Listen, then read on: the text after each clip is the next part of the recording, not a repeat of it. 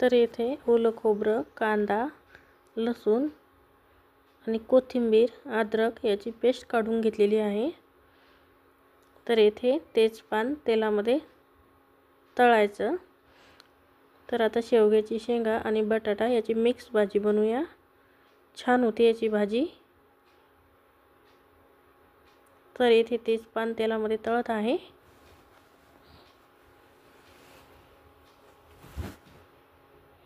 आता हे गरम तर झालेलं आहे। आता यामध्ये जिरं टाकूया।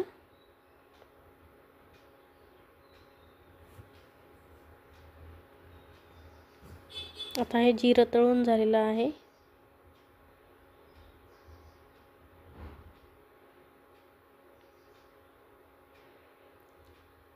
आता यामध्ये जी पेस्ट काढली होती खोबरं आणि लसूण, कांदा, कोथिंबीर याची ती टाकायची।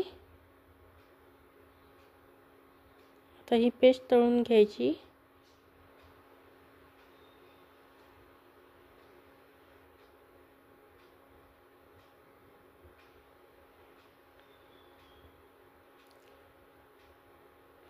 तुम्हाला हवी तेवढी पेस्ट टाकू शकता।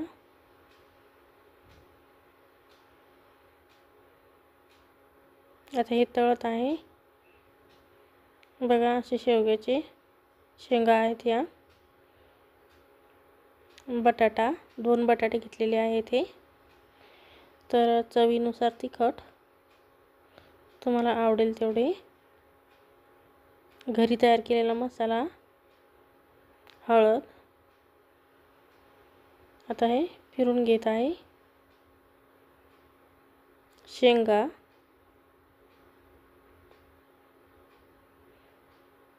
फिरून घेत आहे। आता येथे बटाटा कापून घेतलेला आहे तो पण टाकत आहे।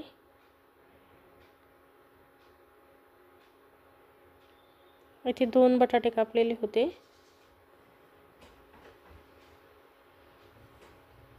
फिरून घेत आहे।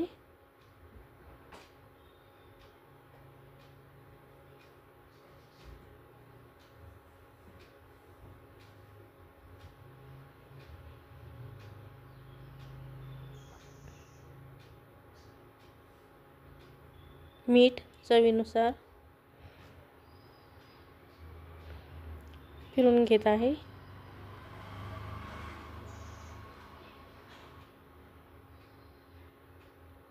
आता थोडंसं झाकण ठेवून वाफ काढून घ्यायची। आता हे वाफ निघलेली आहे। तर थोडंसं पाणी घालायचं।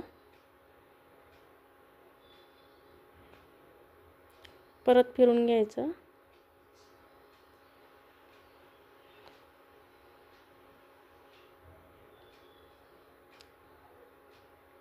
आता याच्यावर झाकण ठेवून उकळी येऊ द्यायची 5 ते 6 मिनिटं।